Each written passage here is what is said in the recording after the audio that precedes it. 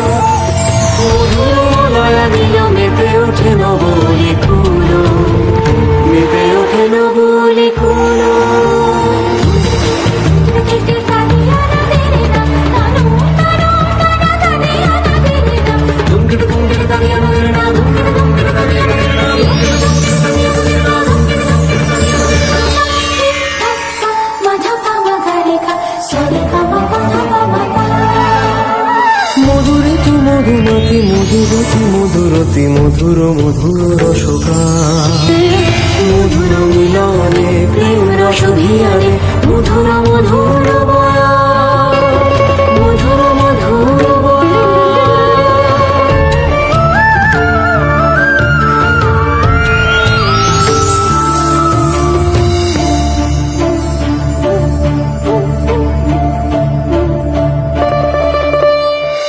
পার্বতী শোভে দোহার অনুভবে, অনুপম কান্তি আনন্দে মগ, অন্তরে বাহিরে গভীর অনুরাগে, মনোহর অপূর্ব দৈব মিলন, মনোহর অপূর্ব দৈব মিলন।